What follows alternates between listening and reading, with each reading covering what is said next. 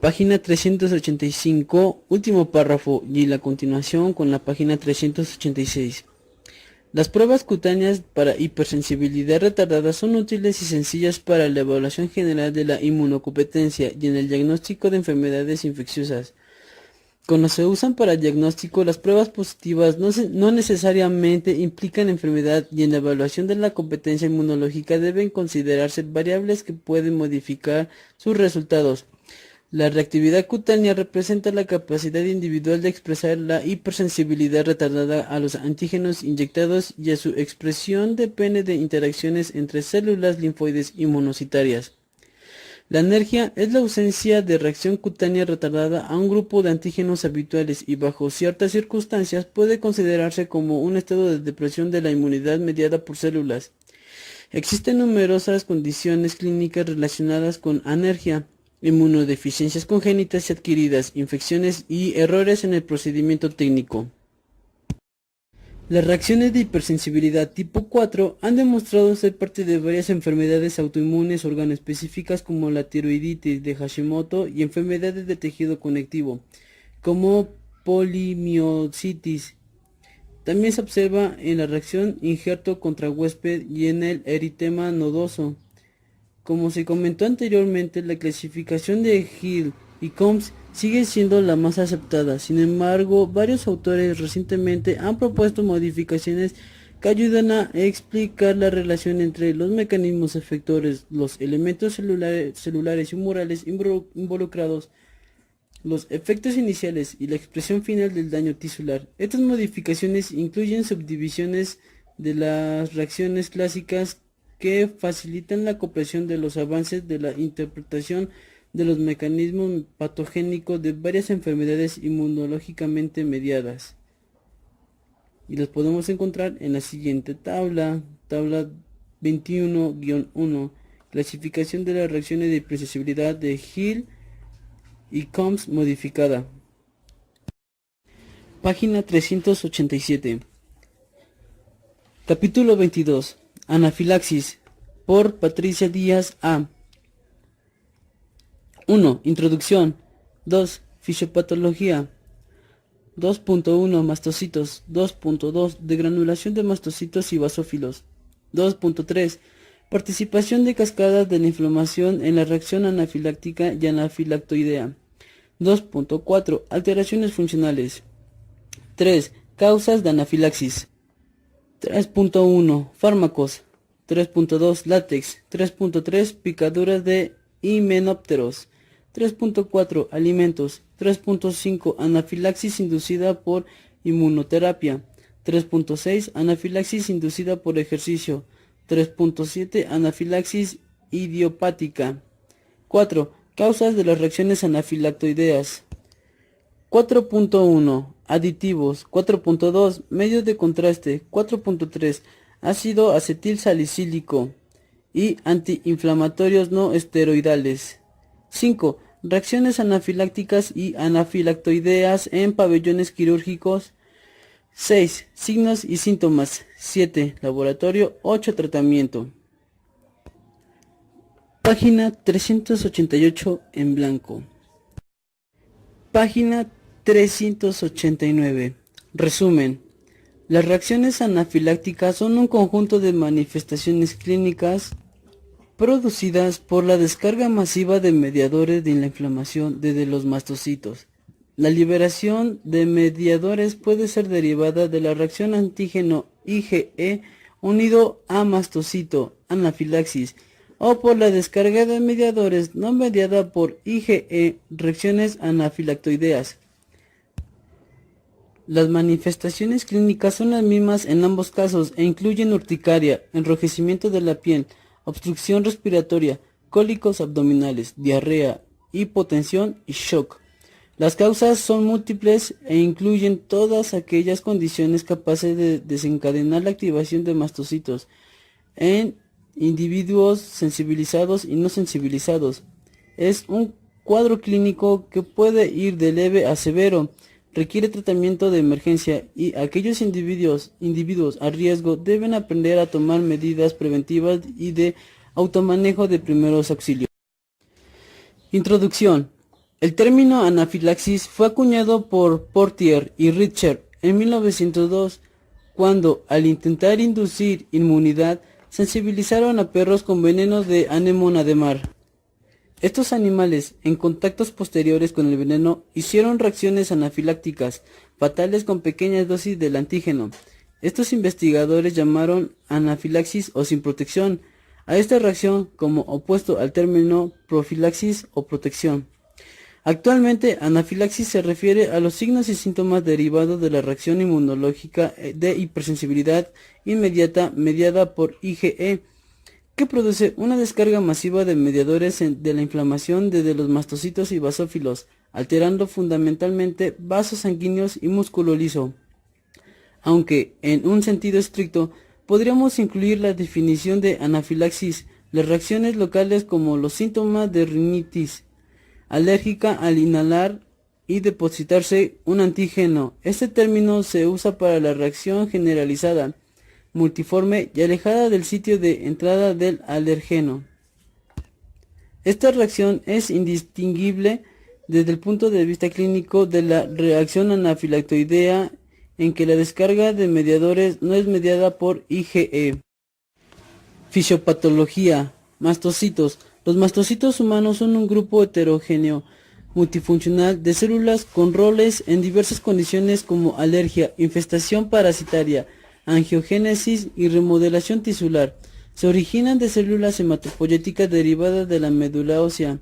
Entran a la circulación como precursoras de células mononucleadas que expresan mRNA del System Cell Factor, SCF, y receptores para SCF en su membrana. De la sangre migran a los tejidos, donde bajo la influencia de los factores microambientales se diferencian y maduran como mastocitos. Su origen es muy diferente a los basófilos, que derivan de los precursores de los granulocitos, al igual que los eosinófilos, y entran a la circulación cuando ya están maduros. Al mismo tiempo, los basófilos no migran hacia los tejidos en condiciones normales. Esta migración se ha descrito en la fase tardía de la respuesta alérgica. Página 389, último párrafo y continuación con la página 390. Los estudios inmunocitoquímicos han demostrado la presencia de dos fenotipos de mastocitos, dependiendo del contenido de proteasas neutrales: mastocitos MT, que contienen solo triptasa, y mastocitos MTC, que contienen triptasa y quimasa.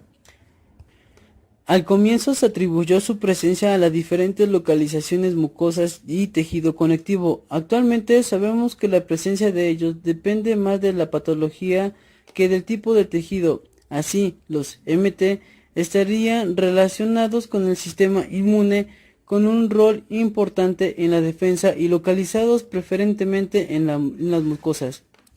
Están aumentados en número en áreas donde hay infiltración linfocitaria y en enfermedades alérgicas. En cambio, los MTC, que se encuentran preferentemente en submucosas y tejido conectivo, no estarían relacionados con el sistema inmune y tendrían una función primaria en angiogénesis y remodelación tisular. Las reacciones de hipersensibilidad inmediata se inician cuando las moléculas de alérgeno se unen a dos moléculas de IgE en la superficie celular del mastocito, entrecruzando sus regiones FAB, ver capítulo 20. Esto permite así el movimiento de receptores SC que inducen la activación de la membrana celular y los eventos citoplasmáticos, que culminan en la liberación de mediadores preformados contenidos en los gránulos y la generación de nuevos productos como los eicosanoicos y citoquinasas. Degranulación de mastocitos y basófilos. Las manifestaciones clínicas de las reacciones anafilácticas y anafilactoideas se deben a la liberación de mediadores desde los mastocitos y basófilos, a saber: A. Mediadores preformados. Varias moléculas se encuentran preformadas en los mastocitos y basófilos. Tabla 22-1. La histamina, o B, imidazoletinamina fue sintetizada en 1907 y denominada histamina o derivada de tejidos, del griego histos. Posteriormente, al inyectar histamina por vía endovenosa, fue posible reproducir los síntomas de animales sensibilizados, por lo que se consideró el ser mediador humoral de las reacciones alérgicas. La histamina es sintetizada en el aparato de Golgi de los mastocitos y basófilos. A partir de la descarboxilación de la histamina, su aminoácido precursor.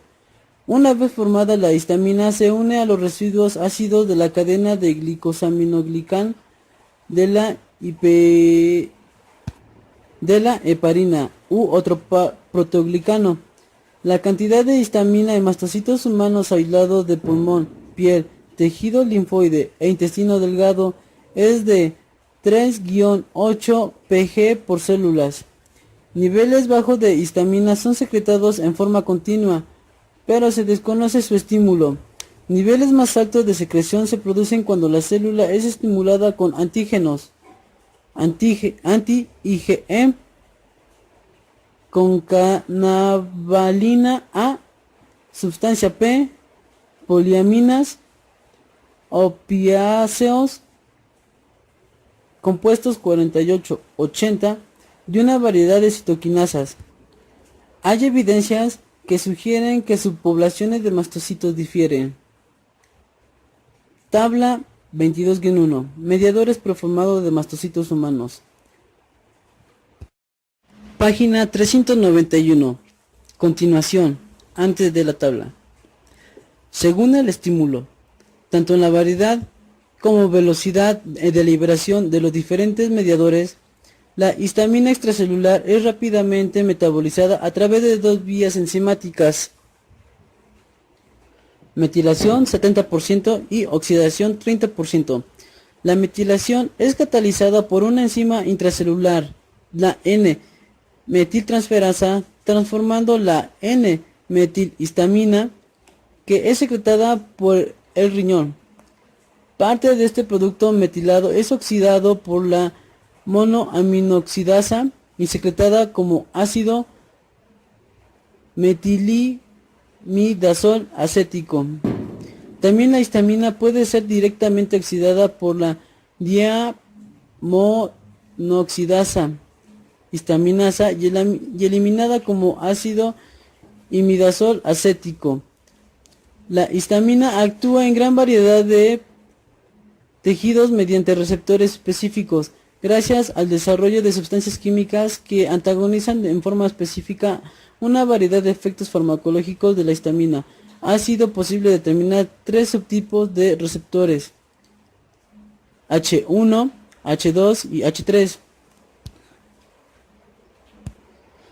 La ocupación de los receptores H1 de la histamina produce contractura de la musculatura lisa gastrointestinal y de la vía aérea. La inhalación de histamina es usada en clínica como test para determinar el grado de hiperreactividad bronquial no específica en el asma bronquial. La inyección intradérmica de histamina causa triple respuesta: A. Eritema local producto de la vasodilatación arteriolar mediada por receptores H1 y H2. B. Una respuesta algo más tardía con mayor enrojecimiento producido por neuropéptidos con acción vasodilatadora, como el péptido relacionado con el gen de la calcitonina, CGRP y C.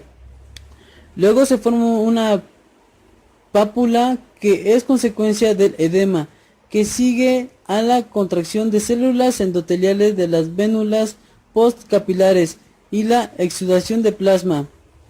La mayor parte de la formación de mácula y pápula es por respuesta de receptores H1. Los receptores H2 juegan un rol secundario. B. Mediadores neoformados. La degranulación de mastocitos y basófilos produce también la liberación de otros mediadores que activan otras vías de inflamación. Así, la quininogenasa de mastocitos y la calicreína de basófilos puede activar el sistema quinina.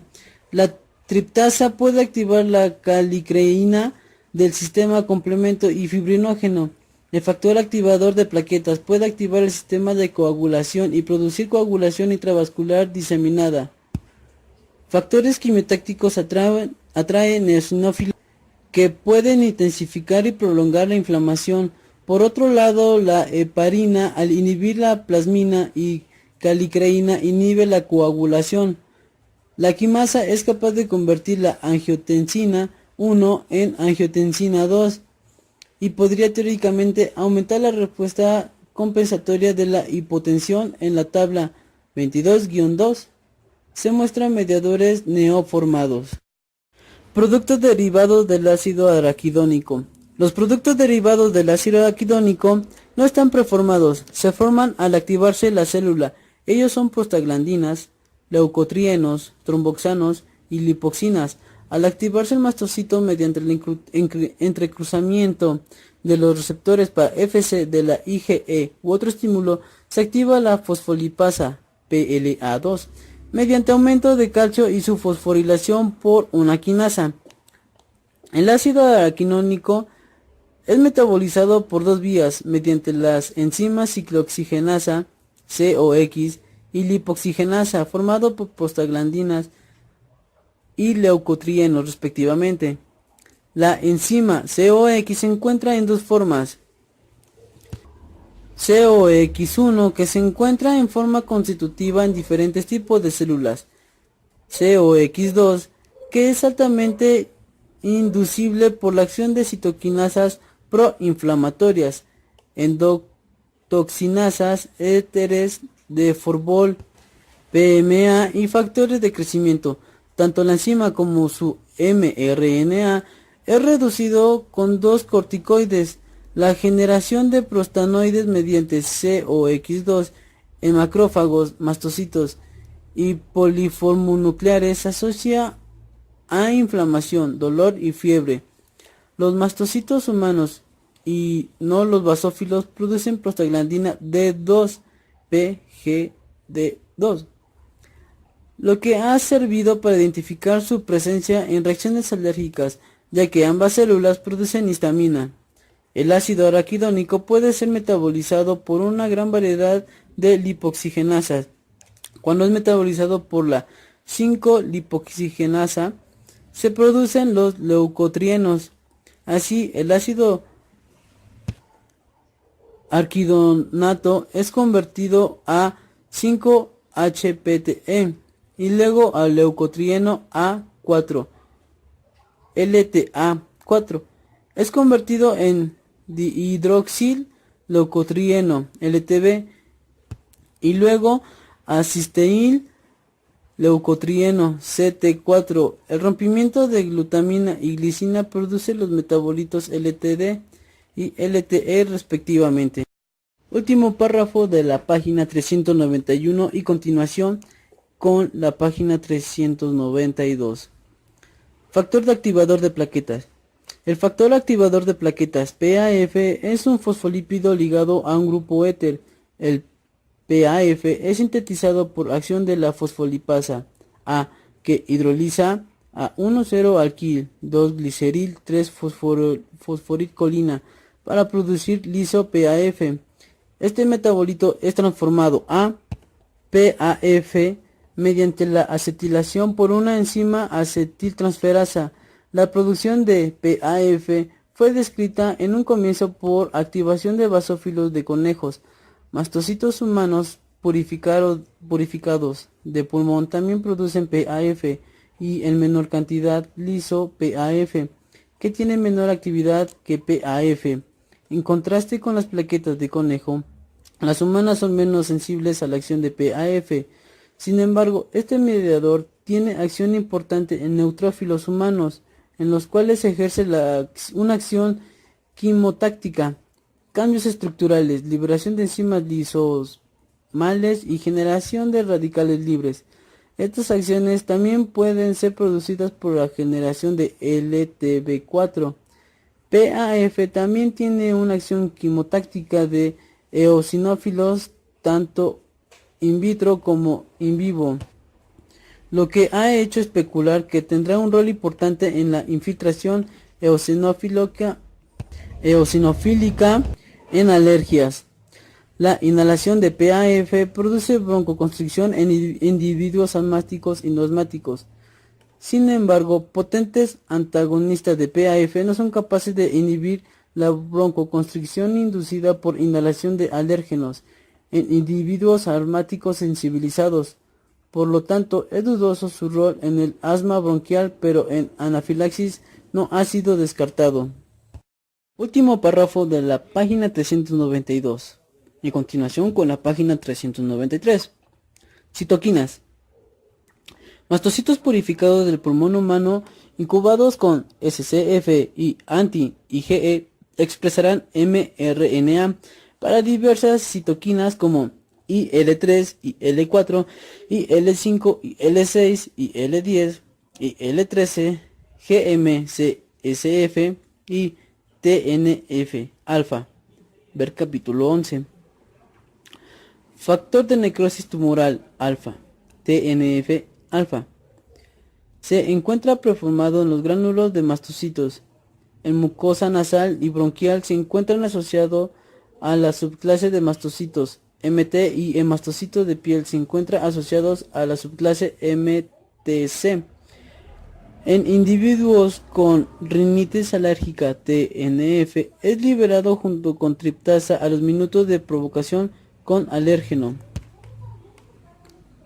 Esto contrasta con las células clásicas productoras de TNF como macrófagos y linfocitos que no guardan esta citoquina preformada y se libera después de su activación y transcripción y por lo tanto de manera mucho más lenta que de los mastocitos. La rápida liberación de TNF por mastocitos puede tener gran importancia en la inflamación alérgica, ya que TNF es crucial para la activación de NF-κB, factor de transcripción que aumenta la expresión de mRNA de GM-CSF, IL-8, IL-6, E-selectina, BCAM1 e ICAM1 en diversas células epiteliales y endoteliales. Interleuquina 5, IL-5, es crucial para la maduración, activación y sobrevida de eosinófilos. La producción de IL-5 se inicia con la activación de mastocitos mediante entrecruzamiento de los receptores para IgE. Se produce solo en la subclase MTT mastocitos, que están bajo control de células T y están aumentados en sitios de inflamación alérgica crónica. Interleuquina 4, IL-4, es responsable del estímulo y mantención de la proliferación de linfocitos Th2 y de la síntesis de IgE por células B. Por técnicas inmunocitoquímicas se ha determinado la presencia de IL-4 en el 80% de mastocitos de mucosa bronquial. Se encuentra en los gránulos de mastocitos MT y MTC. Participación de cascadas de la inflamación de la reacción anafiláctica y anafilactoidea. Los diversos mediadores producidos por mastocitos y basófilos pueden activar un gran número de vías inflamatorias incluyendo sistema de quininas, sistema del complemento, sistema de coagulación y fibrinólisis. La participación de estas cascadas proinflamatorias ha sido demostrada en individuos alérgicos sometidos a inmunoterapia controlada. Cuando el individuo sufre una reacción solo urtical, no experimenta cambios en sus niveles sanguíneos de histamina ni otros mediadores. Sin embargo, cuando estos pacientes han experimentado shock, se elevan significativamente los niveles de histamina en sangre periférica, la que se correlaciona con la severidad de la hipotensión y en algunos pacientes con episodios más severos se observa disminución de factores de coagulación como factor 5, factor 8, fibrinógeno, quininógeno y de los componentes C3, C4 del complemento. La severidad de la reacción anafiláctica se ha correlacionado con los niveles de anafilotoxina C3A, indicando una participación en la cascada del complemento. Otros estudios han demostrado la participación del sistema calicreína en el desarrollo de angioedema durante una crisis de anafilaxis.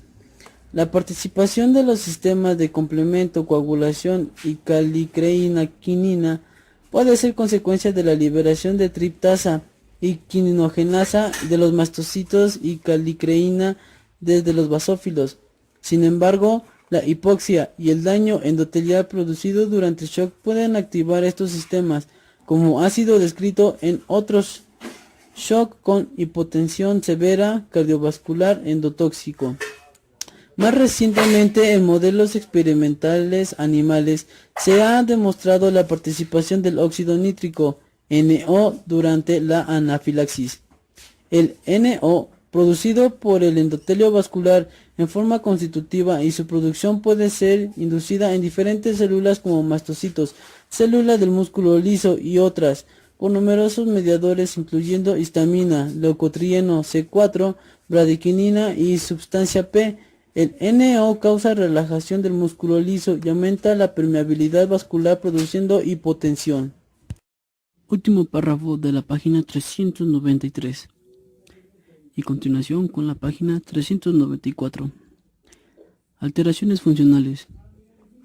La mayoría de los signos y síntomas de la reacción anafiláctica pueden ser explicados por la acción de los mediadores analizados anteriormente.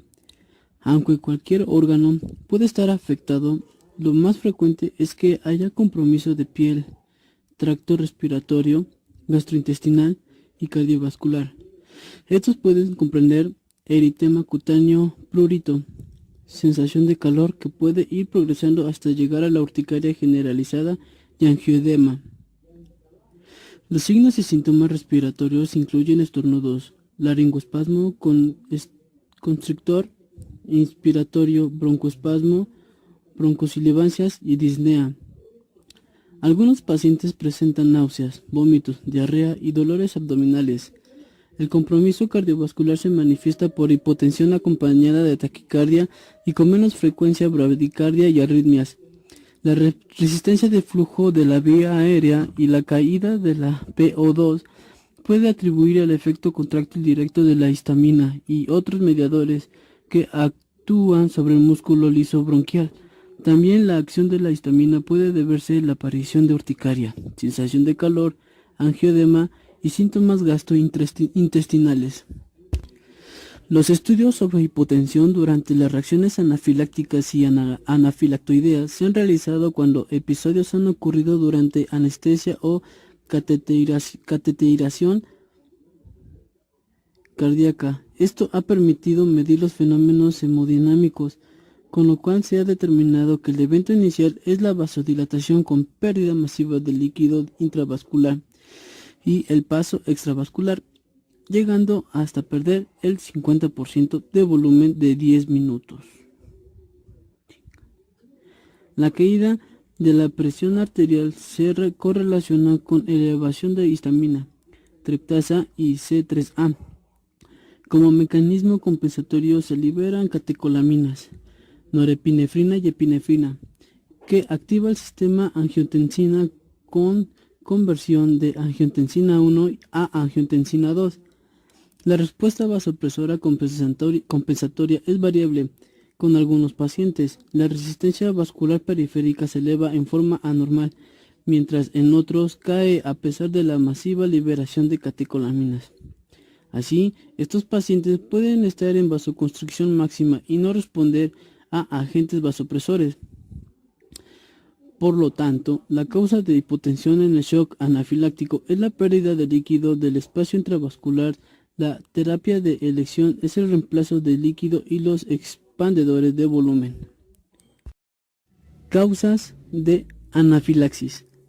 Los alérgenos que han sido involucrados como agentes causales de anafilaxis son generalmente proteínas o fosfolípidos grandes. Sin embargo, moléculas pequeñas que actúen como aptenos uniéndose a proteínas del organismo pueden desencadenar reacciones alérgicas. La respuesta requiere de la exposición previa al antígeno y la síntesis del cuerpo, IgE. Sin embargo, la exposición al antígeno puede pasar inadvertida y presentarse una reacción anafiláctica frente a antígenos que se desconocen ser sensibilizados. Fármacos. Los antibióticos son los fármacos que con más frecuencia producen reacciones alérgicas y entre ellos beta-lactámicos y sulfas. Es más probable que se produzca una reacción anafiláctica cuando la vía de ingreso de antibiótico es inyectable. Se han descrito reacciones anafilácticas a la primera inyección de penicilina, condición que es rara, indicando que la sensibilización puede ocurrir sin que el individuo esté consciente de haber recibido la droga. La alergia a drogas no es más frecuente en atópicos que en la población en general, pero sí lo es cuando hay antecedentes familiares de alergias a drogas. La incidencia de alergia a penicilina es alrededor del 2% de las personas en tratamiento y reacciones fatales de 1 en 32.000 inyecciones. Cuando un individuo ha sufrido una reacción alérgica a drogas, la conducta futura es evitarla y cuando este no es posible, intentar un tratamiento desensibilizante. Látex. Hasta 1980 esta reacción era poco frecuente. Actualmente, con el aumento del uso del látex, ha aumentado su frecuencia y constituye un problema de salud pública para grupos de riesgo. Entre 8 y 17% de los trabajadores de la salud en USA están sujetos a reacciones al látex. Entre los dadores de sangre se ha demostrado que alrededor de un 6% tiene IgE antilátex, lo que explica las reacciones alérgicas producidas con látex en individuos que desconocen estar en riesgo. Picaduras por himenópteros. Varios grupos de insectos que se caracterizan por tener lanceta por la cual inyectan el veneno están comprendidos en esta clasificación, a saber las Apiae, Vespidae y Formicidae. Los alérgenos contenidos en el veneno de los himenópteros son proteínas y muchos son enzimas. También contienen péptidos que no son alergénicos, pero son responsables de las manifestaciones tóxicas. Además, las proteínas y péptidos contienen aminas vasoactivas como histamina, 5-hidroxitriptamina, dopamina, norepinefrina y acetilcolina. Las reacciones reportadas por veneno de abeja varían entre un 0.4 a 3%. En USA, alrededor de 25 a 50 personas mueren anualmente por picaduras de himenópteros, algunos de ellos sin tener antecedentes de reacciones alérgicas a insectos.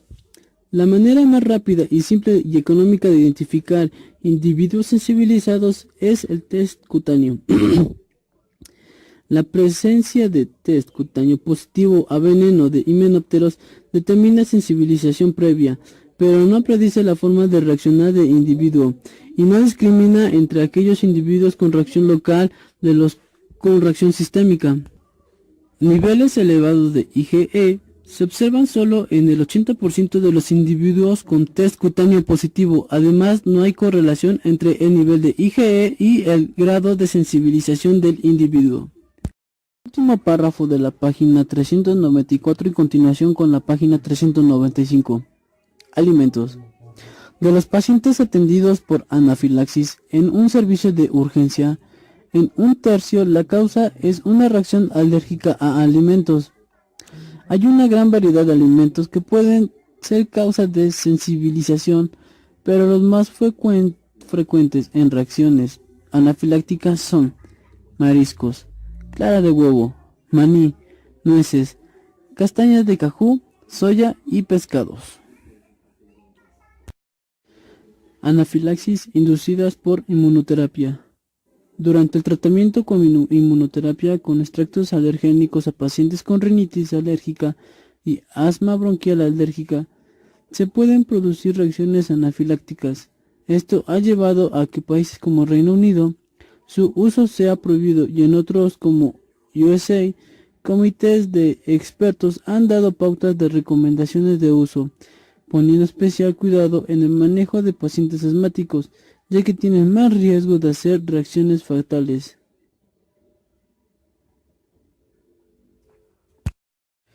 Anafilaxis inducida por ejercicio.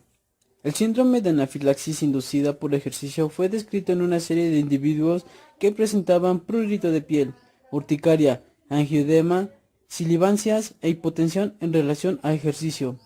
En estos pacientes se ha demostrado degranulación de mastocitos y elevación de histamina, aunque esta no se correlaciona con los síntomas que presentan. Cerca del 70% de pacientes con este síndrome son atópicos. Hay una variante que es la anafilaxis inducida por ejercicio en relación a comidas. Se ha descrito en pacientes que han presentado anafilaxis con ejercicio cuando han ingerido mariscos entre 2 y 24 horas. En otros pacientes la sintomatología se habría manifestado después de la ingesta de apio y ellos presentaban un test cutáneo positivo de apio.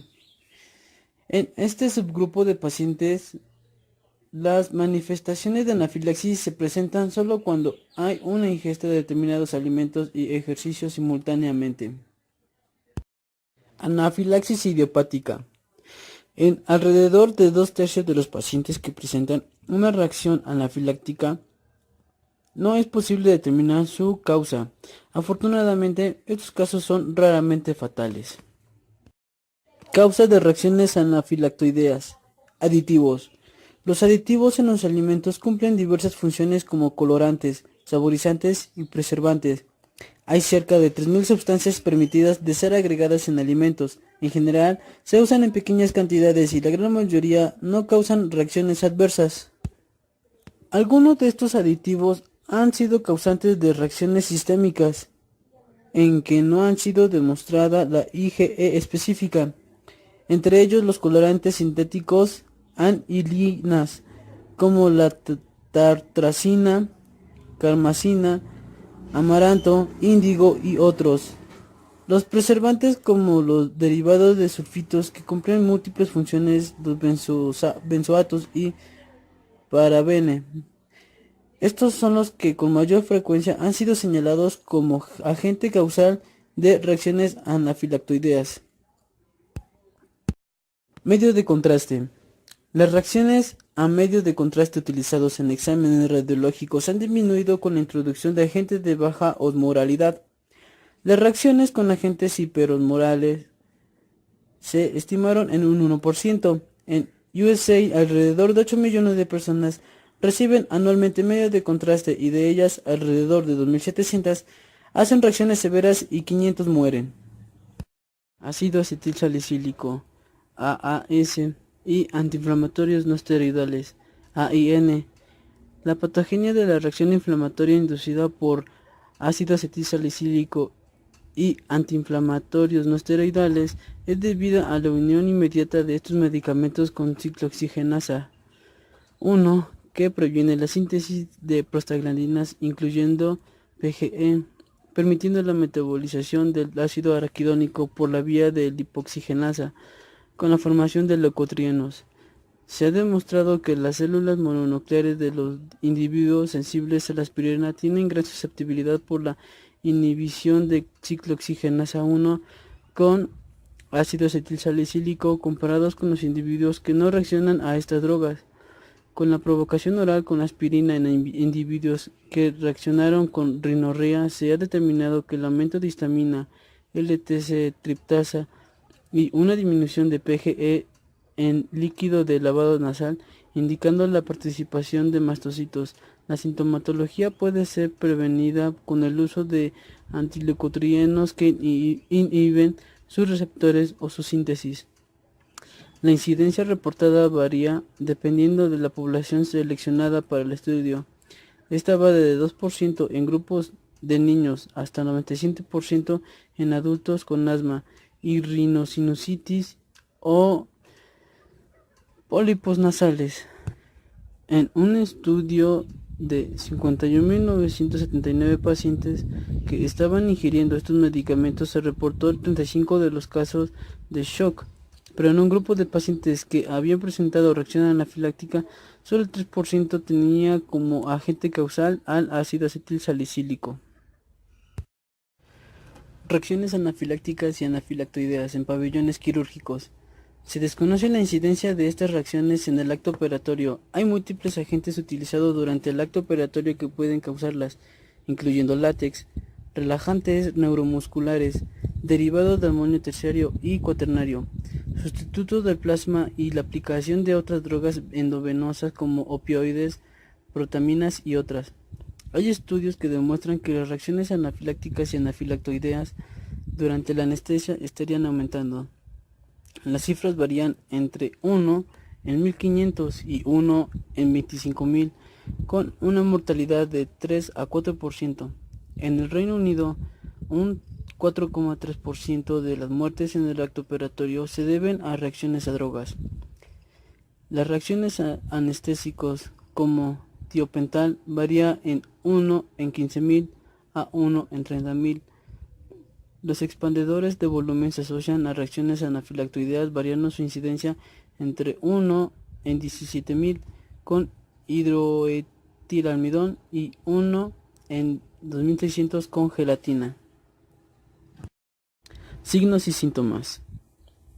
En la tabla 22-3 se indica la frecuencia de aparición de signos y síntomas en reacciones anafilácticas. La serie comprende diversos estudios, incluyendo 747 pacientes con episodios anafilácticos de diferente origen. Y a pesar de la diversidad de agentes causales, la frecuencia de signos y síntomas son similares, indicando que el mecanismo fisiopatológico es el mismo. La urticaria y el angioedema son las manifestaciones más comunes, seguidas de alteraciones respiratorias con obstrucción respiratoria alta, disnea y sibilancias, y en un 33% mareos e hipotensión. Con menor frecuencia se dan las manifestaciones gastrointestinales, incluyendo vómitos, diarrea y dolor abdominal. Se ha descrito colapso cardiovascular inmediato sin ser precedido por síntomas respiratorios o urticaria, pero en un 33% precedidos por síntomas gastrointestinales, y en el 85% había signos neurológicos de alteraciones de conciencia, temblor y espasmos musculares. El comienzo de los síntomas se produce entre 5 a 30 minutos después de haber recibido el antígeno vía inyectable. Cuando el antígeno es ingerido, los síntomas aparecen habitualmente alrededor de las 2 horas, pero también pueden aparecer más tardíamente. Hay correlación entre la velocidad de aparición de los síntomas y la severidad del ataque. Un episodio puede desaparecer y reaparecer después de varias horas. Es lo que se llama anafilaxis bifásica. Además de los episodios pueden mantenerse y reaparecer después de varios días, con múltiples recurrencias y largos intervalos asintomáticos. La muerte por anafilaxis se debe a la obstrucción de la vía aérea y o colapso cardiovascular. En estudios post-mortem de pacientes con obstrucción respiratoria se observa pulmón hiperinflado y edema de vías aéreas. La obstrucción de la vía aérea se debe a una combinación de espasmo muscular, edema de la submucosa y acumulación de secreciones en el lumen. También se observa infiltración celular, especialmente en eosinófilos en vasos pulmonares y en la lámina propia del tracto gastrointestinal. Cuando predomina el colapso vascular, es posible encontrar signos de isquemia miocardíaca. Individuos que han muerto por una reacción anafiláctica bien documentada se han demostrado niveles altos de triptasa. Es posible obtener IgG específica y niveles de triptasa en suero de cadáveres hasta 15 horas post-mortem. Esto permitiría, en caso de muerte súbita, determinar si esta ha ocurrido por una reacción anafiláctica. Laboratorio. El diagnóstico de anafilaxis es clínico. Sin embargo, en algunas circunstancias, cuando este no es claro o se debe descartar otros diagnósticos, puede ser de utilidad la cuantificación de los niveles de histamina y de triptasa sérica y de histamina en orina, ya que indican que ha habido descarga de mediadores de mastocitos. La histamina plasmática se eleva a los 5 o 10 minutos y permanece elevada de 30 a 60 minutos. No ayuda si el paciente es visto después de una hora de la ocurrida reacción. En este caso se puede cuantificar histamina o sus metabolitos en orina, los que permanecen elevados por más tiempo. Los niveles de triptasa sérica aumentan entre una hora y media hora después de lo ocurrido a la reacción, y permanecen elevados por alrededor de 5 horas. En algunas ocasiones es posible determinar el agente causal, especialmente cuando se trata de alimentos, medicamentos o látex, mediante la presencia de IgE específica contra el antígeno sospechoso. Hay que considerar que la sospecha diagnóstica del agente etiológico se realiza mediante una detallada y acuciosa anamnesis, y el laboratorio sirve para confirmar la sospecha. En alrededor de 2/3 de los casos de anafilaxis se desconoce el agente causal. Tratamiento. En el tratamiento de la anafilaxis hay que considerar dos aspectos. A. El tratamiento preventivo para reducir la incidencia de reacciones anafilácticas y anafilactoideas. Y B. El tratamiento del episodio agudo. Medidas para reducir la incidencia de anafilaxia. Anamnesis detallada de alergias a drogas, látex, picadura de insecto, abejas, alimentos, etc. 2. Cuando es factible realizar IgE específica para antígeno sospechoso. 3. Evitar el alérgeno incluyendo aquellos que tengan reactividad cruzada. 4. Si se identifica el alérgeno causal de reacciones anafilácticas, se debe usar identificación, brazalete, medalla que lo señale. 5. Enseñar al paciente a usar epinefrina inyectable para una emergencia, picadura de abeja. Pacientes en riesgo deben evitar ser tratados con beta-bloqueadores, inhibidores de la enzima convertidora de angiotensina y de la angiotensina 2 e inhibidores de la monoamino oxidasa.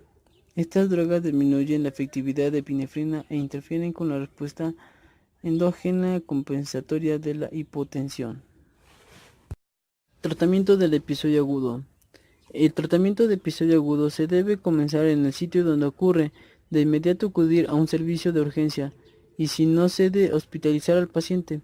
Es importante una rápida evaluación del paciente, ver la permeabilidad de la vía aérea, estado de conciencia, medición de presión arterial y pulso. Si no presenta obstrucción bronquial, colocar al paciente en posición supina y levantar los dos pies. Si la reacción anafiláctica fue por una inyección, colocar torniquete en la zona proximal al sitio de inyección y remover cada 5 minutos mientras se realiza la terapia. Tratamiento inmediato. Epinefrina, dosis y vía según gravedad, según evaluación. 2. Oxígeno. 3. Antagonistas H1 y H2. 4. Corticoides. 5. Broncodilatadores. 6. Vasopresores. 7. Infusión de líquidos endovenosos. Estas últimas medidas deben ser administradas en una unidad de cuidados intensivos. Es posible que la anafilaxis ocurra en episodios bisfásicos, por lo que el paciente puede ser observado por lo menos 2 horas si el episodio agudo ha sido leve y al menos 24 horas si ha requerido de hospitalización.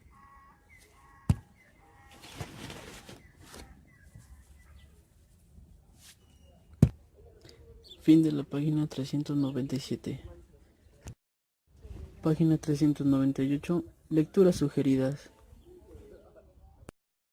Página 399. Capítulo 23. Autoinmunidad. Introducción. Formas clínicas y características comunes. HLA y enfermedades autoinmunes.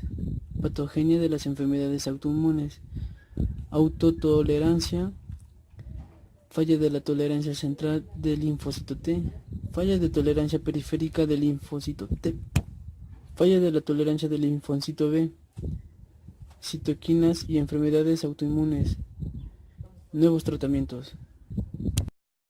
Página 400 en blanco, continuación con la página 401. Resumen. Una de las propiedades fundamentales del sistema inmune radica en la capacidad de discriminar entre antígenos propios y antígenos no propios. Es así como los linfocitos maduros funcionalmente competentes son capaces de reconocer y responder a antígenos extraños, pero no pueden reconocer o responder a antígenos propios. A través del mecanismo de autotolerancia se impide la respuesta contra estructuras propias. Cuando se pierde esta autotolerancia se producen reacciones inmunes contra los antígenos propios, reacciones denominadas de autoinmunidad, y las patologías que ellas causan se denominan enfermedades autoinmunes. Las enfermedades autoinmunes se caracterizan por la producción de anticuerpos y o células T efectoras inmunes que son autorreactivas. Dado que la respuesta de las células B en humanos requiere de células T inductoras, la producción de anticuerpos implica un desorden en el control inmunorregulatorio de las células T. Existen varios factores asociados a la aparición de una enfermedad autoinmune. Entre ellas, la herencia juega un rol importante en el desarrollo de la autoinmunidad. Sin embargo, el desarrollo de los patrones hereditarios de estas enfermedades son a menudo complejos. En la actualidad, las bases genéticas de la autoinmunidad están enfocadas en los genes del complejo principal de la histocompatibilidad. Se ha evidenciado la participación de diversas citoquinas dentro de los mecanismos efectores involucrados en las enfermedades autoinmunes. La inmunomodulación de estas sustancias tendrían importancia en la intervención terapéutica de ellas. Introducción. Una de las propiedades fundamentales del sistema inmune radica en la capacidad de discriminar entre antígenos propios y no propios. Es así como los linfocitos maduros funcionalmente competentes son capaces de reconocer y responder a antígenos extraños, pero no pueden reconocer y o responder a antígenos propios.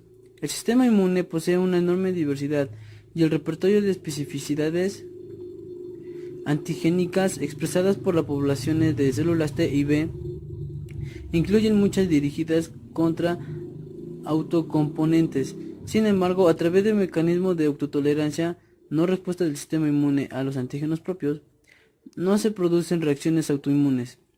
Cuando se pierde esta autotolerancia, se producen reacciones inmunes contra los antígenos propios, reacciones denominadas de autoinmunidad, y las patologías que ellas causan se denominan enfermedades autoinmunes. Las enfermedades autoinmunes se caracterizan por la producción de anticuerpos y o de células efectoras inmunes que son autorreactivas.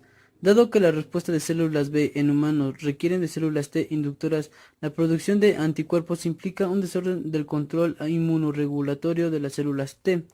La presencia de anticuerpos no es indicadora de enfermedad autoinmunitaria, es así como los títulos bajo de autoanticuerpos contra ciertas estructuras es un hecho incluso fisiológico. Formas clínicas y características comunes. Las enfermedades asociadas con el fenómeno autoinmune tienden a distribuirse en un espectro que va desde las enfermedades órgano-específicas como la tiroiditis de Hashimoto, en las cuales los anticuerpos y las lesiones destructivas están orientadas solo contra un órgano del cuerpo, mientras que el otro polo se encuentra como ejemplo tipo el lupus eritematoso sistemático, LES,